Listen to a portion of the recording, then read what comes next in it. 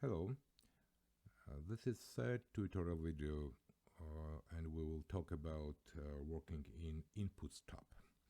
This tab is most specific from economic financing point of view because the content of this tab may require some kind of experience or knowledge of basics of activity input-based budgeting. So we try to explain these concepts and approaches in the methodology part, and in this video we will focus mostly on how to use this tab to update the preloaded list of input standards and input unit or measurement units. So if you see in the top here, in the top bar, there are three tables. Inputs, that's the first table. Second is input standards, here it is. And we have 5 items in the list, and then we have cost units. Here we are. So let's start from the first one. We use only this list, so alphabetically sorted list, in planning, here in planning tab, where we try to indicate inputs. So here, this list, drop-down list, is populated by the values from inputs, this column. Actually, this is a list, alphabetically sorted list, which shows up there. And as explained in previous videos, the green shadow here indicates that this particular item is already used in the planning tab. So be careful deleting or modifying it. It will create some alarms in the planning, and this is explained in detail in the first video, but it's good to remind about it again, I think. So the way it is a relatively same approach when you want to see, well, do I have a utilities, let's say, as an input. So you go and check in the list on the right where the utilities, and yes, it's here, utility 36. But do we have, let's say, electricity, because we want not just utility cost, but we want to specify heating, gas for heating, or some other energy carriers for heating, and let's look for electricity, simple, or water, because water can be another input we need. And we check it, it's not here, means we have to go on the top and right here, water, which is good. And you see this is a 39, and just because water is a W, starts on the W, right, it's at the bottom of the sorted list. And if you are aware, if we put electricity and we said goods, you see electricity moved up here, and it's number 6, and now we have 40 elements in the list. So again, this is a dynamic tool, and it moves, reshuffles, changes the lists, reorders them, and so update the content itself. Now, as you can see, every time we need to register new, we have 5. Actually, let's go here, and we have to assign 5 categories. Why we needed this input standard names? So why it's not sufficient? The thing is that on the one hand, methodologically, users, countries have full freedom to put anything here. It's a long list, and we don't believe this many inputs are needed, types of inputs are needed here.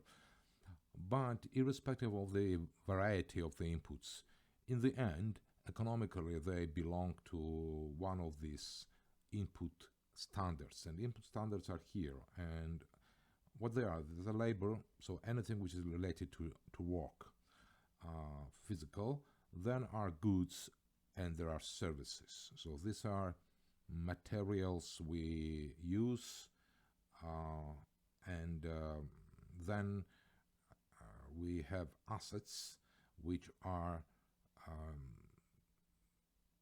any item which we don't consume during a year. So this is a capital input type, and this table with these two columns here, we expect it won't be, countries don't need to change it, because this classification covers everything, and it helps to standardize, so to make any country budget comparable economically with other country budgets. So we recommend not to change this content of this table. It's still editable in the tool, but, and if it's country changes it, country needs quite sound technical justification of any changes here.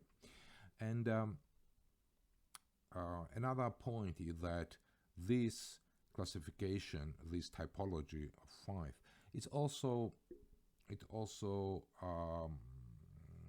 can be linked, or this input with this typology can be linked to health accounts classifications of factors of provision and capital, gross capital formation. Why it's good? Because if one day country wants to advance from budgeting, which is forecasting, it's a prospective exercise, to retrospective, so you analyze what happened with the previous budget before you budget anything in the future. Health accounts of the country can help to match these expenditures, so spendings according to the budget, and therefore this alignment methodologically with the health accounts is just a potential that it can be aligned, harmonized, synchronized with expenditure tracking practices in the country using SHA 2011 methodology, System of Health Accounts.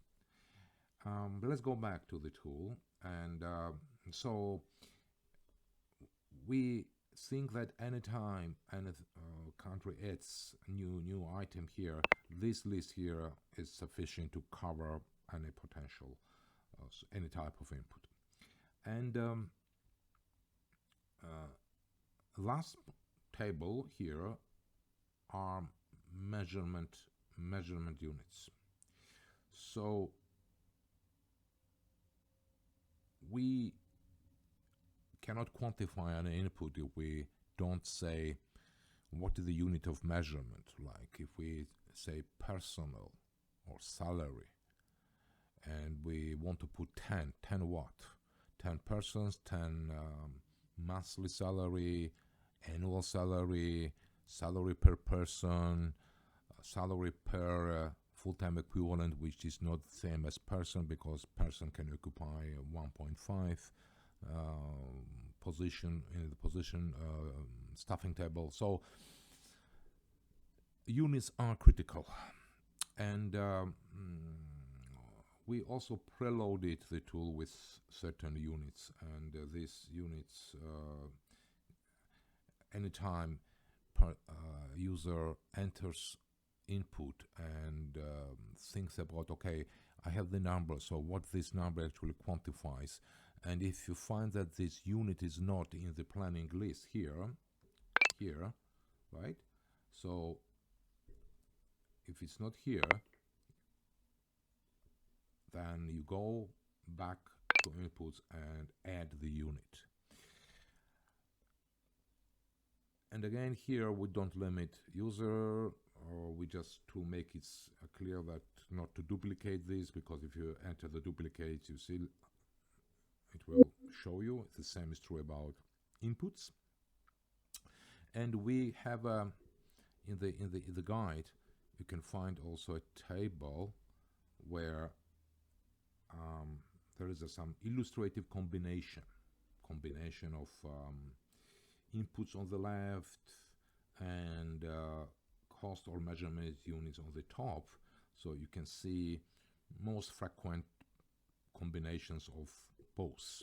But this is just for illustration, and countries, financial people, planners are free to come up with any meaningful, because the only criteria for right or wrong is whether when you put measurement unit, it really makes clear what is quantified, so how you quantify the resource. And the exceptional cases where you don't know, or it's no way to quantify, or because it's just you pay for result, which is a report. You don't pay for pages in the report, and you don't pay just one report or two reports. You pay for work, and very often in this case countries use lump sum, but we recommend, we strongly advise countries not to